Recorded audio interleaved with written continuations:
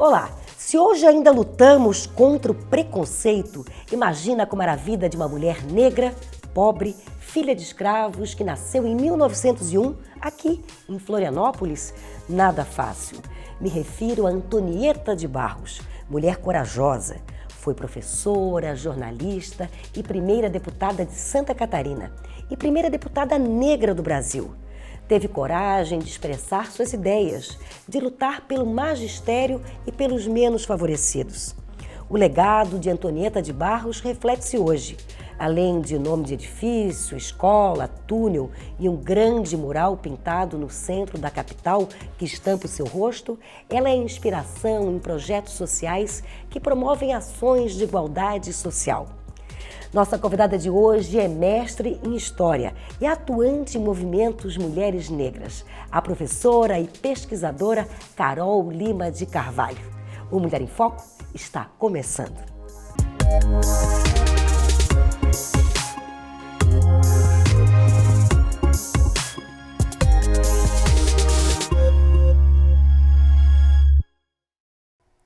Olá! Seguindo a determinação do Ministério da Saúde, estamos respeitando as regras. Hoje, a nossa entrevista vai ser online. Nossa convidada lá e eu aqui. Seja bem-vinda, Carol, tudo bem? Obrigada, tudo bem. Não, tendo esse contato online, não dificulta em nenhum momento essa troca de informação, esse convívio entre as pessoas para que elas possam, através desse meio de comunicação, estar bem informados a cada minuto. Ô Carol, você é professora e como tem sido essas aulas? Como você está tendo contato com seus alunos? Então, está sendo bem difícil, na verdade, um desafio, né? Porque a gente quer estar ali perto, né, dos nossos estudantes, recebendo as dúvidas, ou até abraços e beijos, né? E aí agora a gente está propondo atividades online, né, para que eles também tenham algo para fazer. Então é tudo relacionado ao conteúdo que eles já viram em sala. E a gente está fazendo também um debate relacionado à história, né? Então entender que o coronavírus não é a primeira epidemia ou pandemia da história, né? Então a gente está fazendo uma relação, né? O que é diferente, o que é de semelhante ao longo dos anos. E aí eu dou aula para o 7º, 8º e 9º ano. Então, a gente está propondo atividades nesse sentido, né? A história e também coisas que eles já viram, enfim, a gente pode estar articulando. Mas é um desafio. É importante também que esse aluno, nesse momento, na disciplina de História, ele tem a possibilidade de fazer pesquisas, né? Porque hoje, com a tecnologia, vários sites de pesquisas trazem informação sobre a história dos nossos antepassados. Mas me diz uma coisa, qual a importância de estudar a história? Eu sempre recebo essa pergunta, inclusive dos estudantes, né? E aí eu digo, não é só para nós aqui, é importante para todo mundo estudar a história, né? Porque daí a gente vai lá, busca no passado acontecimentos, a gente vai analisando e, inclusive, dá para entender por que nós somos assim hoje, né? E como que a gente pode pensar num futuro melhor. Então, ter noção daquilo que aconteceu no passado, ou até mesmo, né, focar nos nossos ancestrais, por exemplo, é muito importante.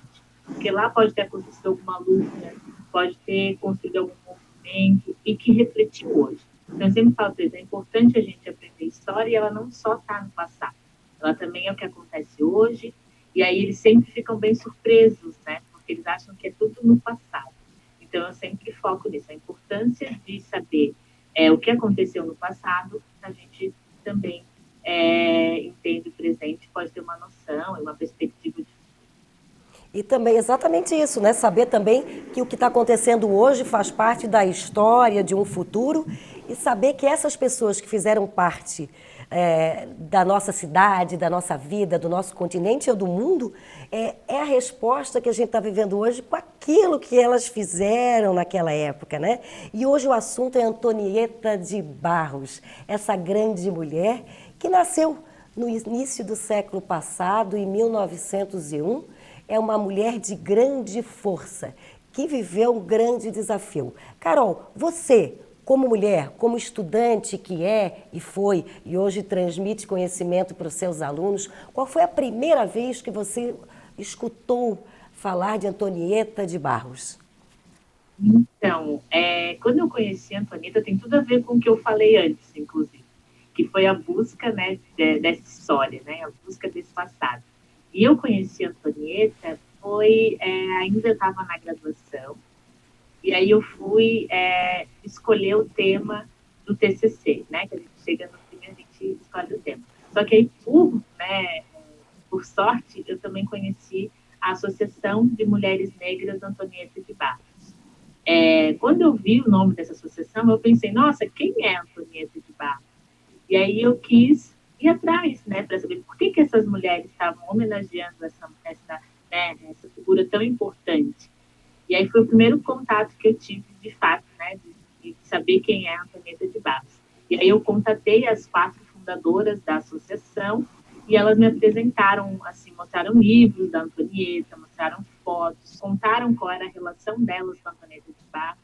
E aí eu fui me identificando, né, ainda mais porque eu estava ali numa formação para ser professora, né, sou uma mulher negra, e entendi que a Antonieta de Barros tinha uma luta muito forte para a educação, né, uma educação para todos, que é o que eu também penso, né, uma educação para todos e que a gente, né, possa trazer o conteúdo também de todos e todas.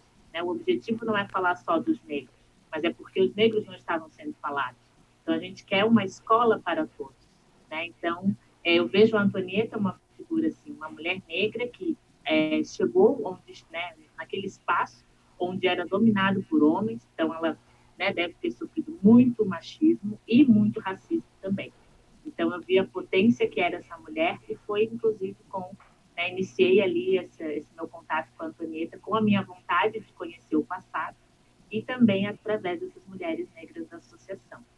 A Antonieta foi alfabetizada muito cedo, com 5 anos, e ela se preocupou logo em criar um curso de alfabetização, né? Ensinava português também, ensinava literatura, isso antes de entrar numa carreira política. Na verdade, já era política toda a atitude dela, né? Naquele momento, com aquele curso, preocupada com as pessoas. Ela era muito pobre, filha de escravos libertos, mãe viúva, lavadeira de uma família tradicional de Santa Catarina, e mesmo com todas essas dificuldades, por ser mulher, negra também, ela teve a coragem de mostrar o que ela sabia, a capacidade dela de enfrentar os obstáculos naquele momento tão difícil, né? Que era uma era tão mais machista. Se hoje a gente convive com isso, imagina naquele período, né? 1935 ela foi eleita deputada estadual e ela fez aquela primeira constituinte estadual, ela fez parte em 1935, né? Então ela foi realmente uma guerreira, ela lutou pelo magistério, lutou pelas crianças, pelas mulheres, e ela foi um grande exemplo. Mas ela também foi uma guerreira em outro assunto, hein? Ela viveu também uma situação muito difícil que nós estamos vivendo nos dias de hoje. Há 102 anos, aqui também, em Florianópolis, também houve uma pandemia, que foi a gripe espanhola. Ela também viveu isso, né? E isso também a história não conta, né? O que o florianopolitano, o que o catarinense sofreu naquele período? Tem algum estudo relacionado a isso, Carol? Como eu comentei no início, a gente está fazendo, né, essa pesquisa com os estudantes, inclusive, para eles irem entendendo que as coisas não aconteceram apenas agora. Né? Então, teve isso em Santa Catarina, teve isso no Brasil inteiro. As pessoas também tinham um cuidado, né? As pandemias que aconteceram, as epidemias que aconteceram no mundo, elas tinham muita relação com a higiene também, né? Então, as ruas eram, né, sem uma estrutura. Então, mostrar para eles, né, a importância também de se cuidar, né? Principalmente da higiene. no início do século passado também começou a ser feito o encanamento das casas também, né? Os banheiros muitas vezes eram fora de casa, o que dificultava a higiene das pessoas, né? Muita gente usava bacia. Eu imagino a dificuldade, então, que essas pessoas passaram, né? Aqui na capital, o porto era importante, de Florianópolis, perto do mercado público, e ela também deve ter sido uma guerreira também naquela situação, assim como a mãe dela, né? Que criou as duas filhas sozinha, a irmã também de Antonieta, também foi professora, também foi uma mulher muito especial, que colaborou muito com a história de Santa Catarina também e do Brasil, não foi? Sim, sim, com certeza. E aí, a Antonieta de Barros, ela vai, né, viver nesse período de espanhola, enfim, além de outras doenças também, que, inclusive, ela morre, né, com uma doença, e ainda assim não tinha esses estudos, então a importância também da ciência, né, a importância da educação, até nessa conjuntura que a gente está vivendo, né, do corona. Então, a Antonieta, ela foi e é guerreira, né, em todos os sentidos. Quando a gente busca parentes da Antonieta de Barros, é um pouco difícil. A Antonieta não teve filhos, a sua irmã também não, mas ela teve alguns parentes que foram embora para o interior de São Paulo. Tem um sobrinho neto que vai falar um pouquinho sobre ela nessa matéria que a gente fez aqui, uma historiadora e uma cineasta que também fez um documentário sobre ela. Vamos assistir? Antonieta de Barros foi a primeira parlamentar negra brasileira eleita em 1934. Ela também foi a primeira mulher deputada estadual de Santa Catarina, mas não foi nada fácil chegar até aqui. Enfrentou preconceito por ser mulher, por ser negra e por ser pobre. Sofreu racismo em Blumenau por conta disso, sofreu machismo porque era mulher por parte de sociedade, de núcleos mais conservadores, especialmente fora do estado. Mas mesmo assim ela teve muita coragem, sozinha, né, e solteira, e ela seguiu numa trajetória importante, deixando para a gente inspiração, mas mais do que isso, ela deixou legislação que criou o Dia do Professor, ela deixou legislação que amparava os jovens na escola, ela deixou legislação que amparava as mulheres, ela deixou legislação que criou o cargo de diretor das escolas, ela deixou legislação que defendia a imprensa, o jornalismo na época, né, porque ela era uma jornalista, e ela atuou muito fortemente como relatora da Constituinte do Estado de Santa Catarina, ou seja, uma tarefa acadêmica e intelectual que exigia muita profundidade, não é? Ou seja, exigia muito letramento e exigia muita competência, porque era um processo de sistematizar o que se pensava por Estado de Santa Catarina. Quando eu fui em busca das imagens de arquivo, eu fui nos acervos públicos. Então, muito do que eu encontrei poucas imagens, encontrei algumas aqui no Museu da Escola Catarinense, encontrei no acervo público também, mas assim, poucas imagens, e a maioria das imagens ela é bem séria. Tirando uma que ela tá com o jornal na mão, que ela sorri, as outras ela é sempre uma mulher muito séria. E ao decorrer da realização do filme, da produção do filme, eu entrei em contato com a família e descobri algumas imagens que estavam com a família.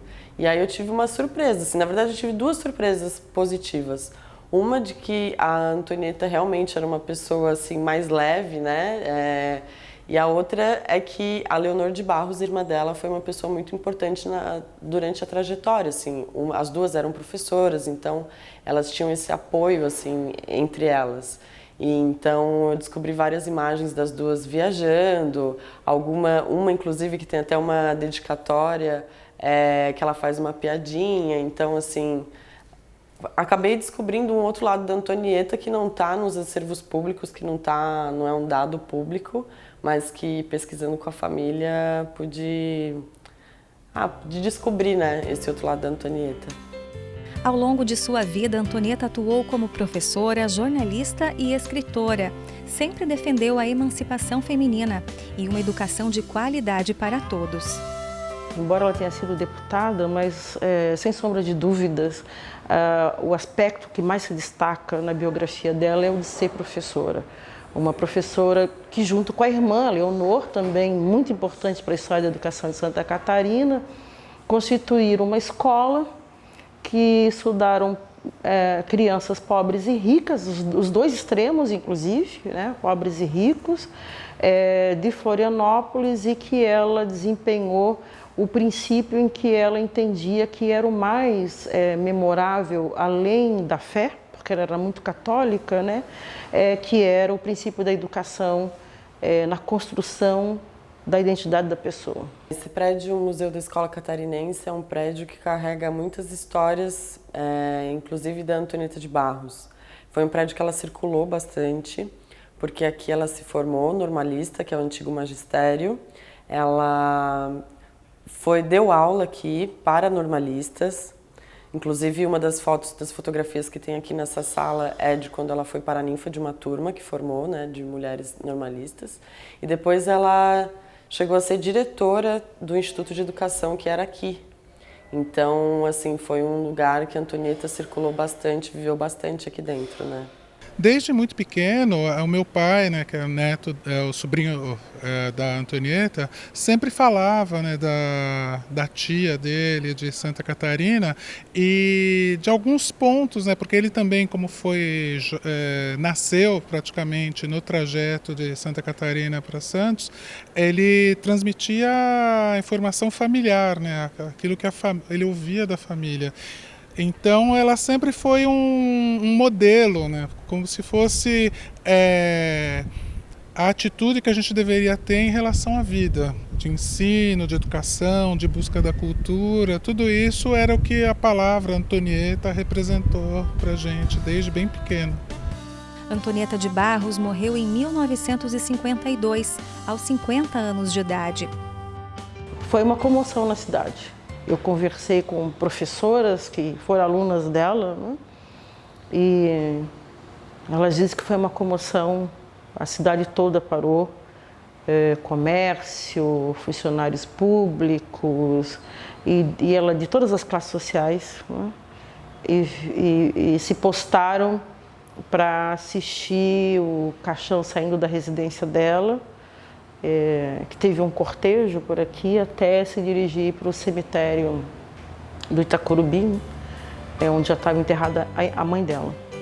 Na Assembleia Legislativa de Santa Catarina, a imagem de Antonieta e o seu nome estão em diversos espaços e citações como forma de homenageá-la. O Parlamento também tem um programa de estágios especiais com o nome da deputada. O programa Antonieta de Barros proporciona treinamento e oportunidade de acesso ao mercado de trabalho formal para jovens em situação de vulnerabilidade social. Fora do Parlamento é possível encontrar menções e homenagens a Antonieta de Barros em diferentes pontos da cidade. Uma coisa que também é muito importante é do papel feminino também. Eu acho que na minha família sempre se buscou com que as mulheres tivessem uma independência, fossem donas dos próprios destinos. E eu acho que isso é o que nos une, né, a essa memória da Leonor e da Antonieta.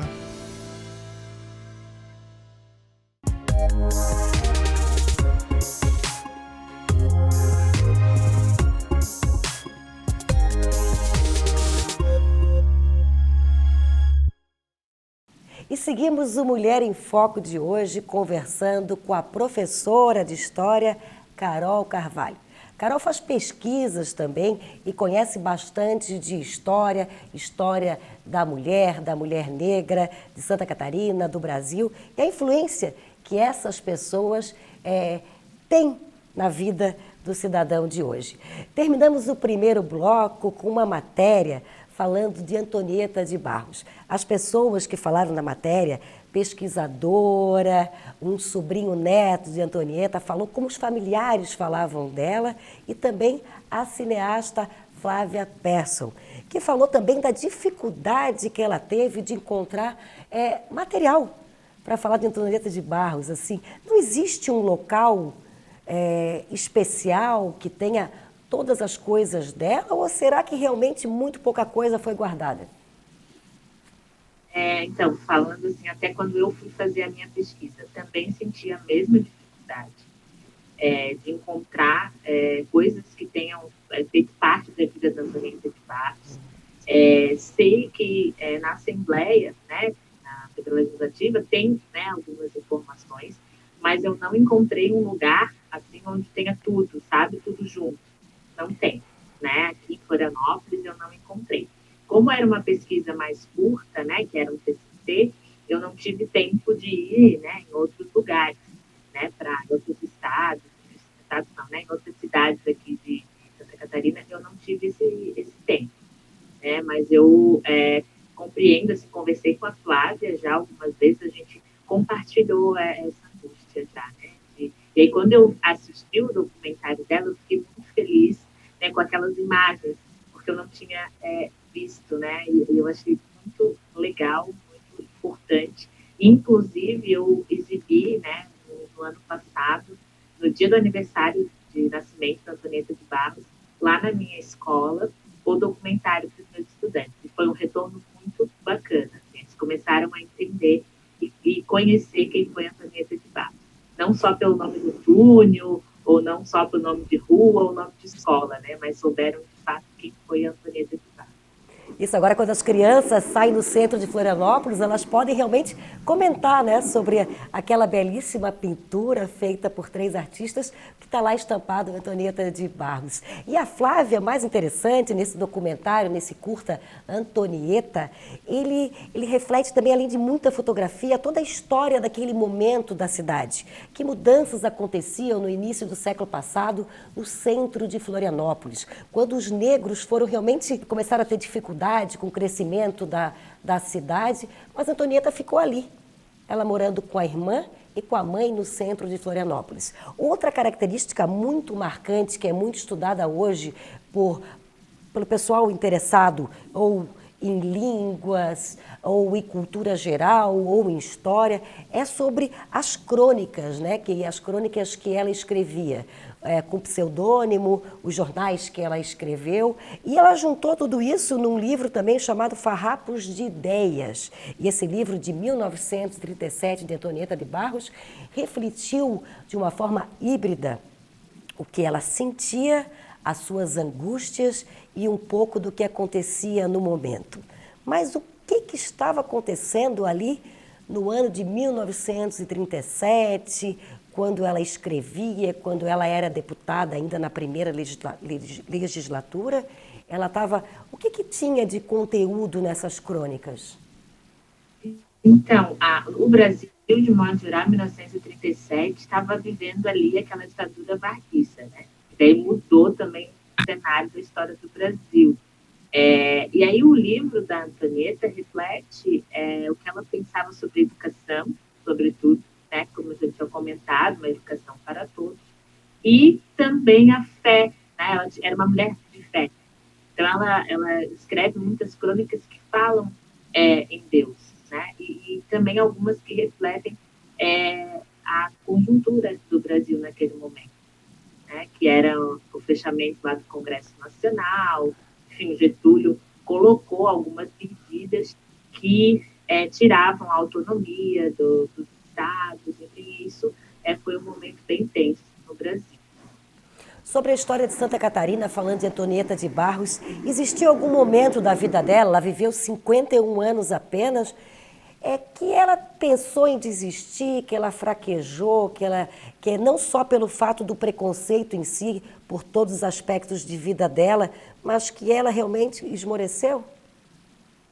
Olha, até então, que a gente vem estudando, ou vem aprendendo sobre Antonieta de Barros, eu não vi momentos assim que ela quisesse desistir, né? Eu acho que deve ter sido muito difícil, com certeza. Eu acho que ela, nos escritos dela, tem momentos que ela talvez coloque alguma angústia, mas desistir mesmo, eu não vejo. Ela é um exemplo de coragem, né? De mulher que tomava a iniciativa a cada momento. Um exemplo de força, de determinação. E que arregaçava as mangas, né, Carol? Arregaçava as mangas e agia. Tem um projeto na Assembleia Legislativa que se chama Projeto Antonieta de Barros. Esse projeto, ele encaminha para um trabalho remunerado de estágio.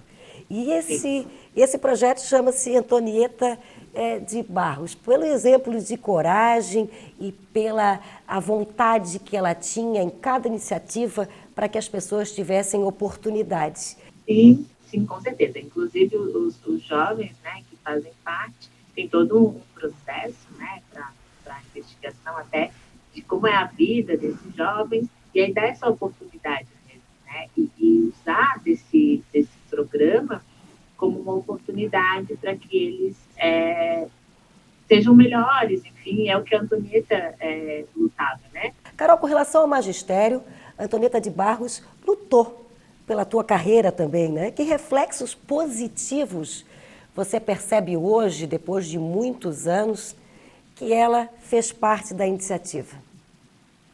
Sim, eu descobri também com convivendo com as mulheres da associação, que daí eu gostaria de dizer o nome delas, né, que é a professora Altaíra, a professora Nelly, a dona Uda e a professora Valdianira.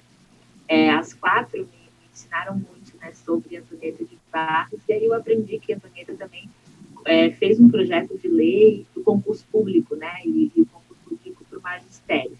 Então, isso é ótimo, porque hoje em dia eu fiz parte, né, do concurso público, valorizo, sei que a educação ela é transformadora, acho que através dela a gente consegue mudar e até construir, né, um conhecimento, e aí através dos ensinamentos da Antonieta de Barros e a luta dela pela educação, é que hoje eu consigo usufruir, né, de um local seguro até profissionalmente, que concurso público é muito importante.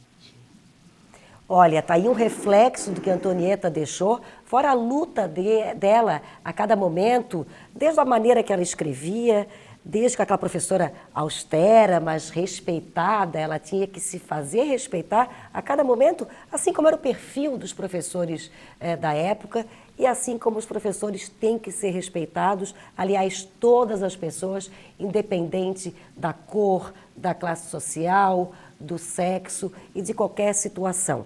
Eu acho que esse é o grande legado, assim como as entidades que você faz parte e lutam a cada momento para que nós tenhamos uma sociedade cada vez mais igualitária, cada vez mais respeitada. Antonieta deixou uma frase que ela diz muita coisa nos dias de hoje, dizem que em qualquer momento, né? Só se vive no sentido humano da palavra o que se pensa.